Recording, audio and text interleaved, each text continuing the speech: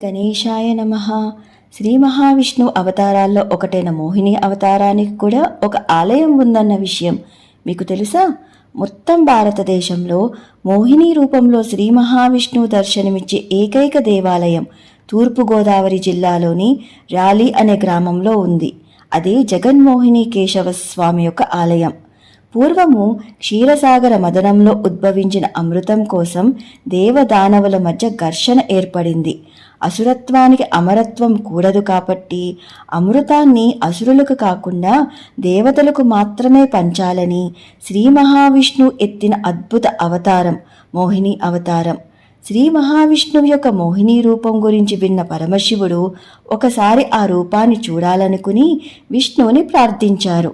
సమయం వచ్చినప్పుడు తప్పక మీ కోరిక తీరుస్తాను అని అన్నారు విష్ణువు. ఒకానొక సమయంలో లోకాలన్నిటినీ మోహింపచేసే అద్భుత సౌందర్యంతో అందాలను ఒలకబోస్తూ ఒక సౌందర్య రాశి కైలాసంలోని ఉద్యానవనంలో తిరగటం చూశారు ఈశ్వరుడు.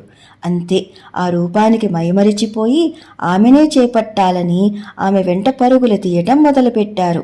కానీ మోహిని మాత్రం శివునకు అందినట్టే అందుతూ అందకుండా పారిపోతూ భూలోకంలో ర్యాలీ అనే ప్రాంతానికి చేరుకుంది.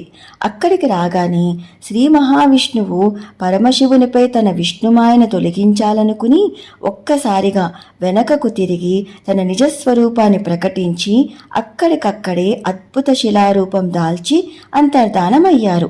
పరమేశ్వరుడు దర్శించిన ఆ రూపం ఎలా ఉంది అంటే, స్త్రీ పురుష ఏకరూపంతో ముందు భాగంలో పట్టు పీతాంబరాలు ధరించి శంఖ చక్ర గదా పద్మాలతో శ్రీ మహావిష్ణువు గోచరించగా, వెనుక భాగంలో పద్మినీ జాతి స్త్రీకి ఉండే పుట్టుమచ్చ అలంకారంతో చీరకట్టు ఆభరణాలను ధరించి అందమైన కొప్పుతో మోహిని రూపం దర్శనమిచ్చింది. అదే ఇప్పుడు మనం దర్శిస్తున్న జగన్మోహిని కేశవ స్వామి మూర్తి.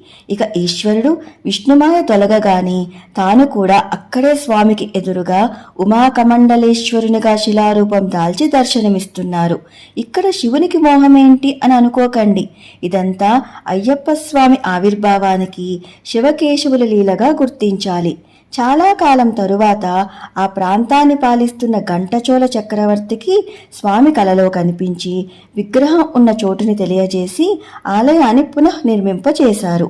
ఇక్కడ కొలువై ఉన్న స్వామి పాదాల చెంత నిరంతరం జలం ఊరుతూ ఉండటం ఒక విశేషం. ఇదే జగన్మోహిని కేశవ స్వామి ఆలయ విశిష్టత. సర్వం శ్రీకృష్ణ అర్పణమస్తు. స్వస్తి. Please like, share and subscribe. Krishna Sakhi.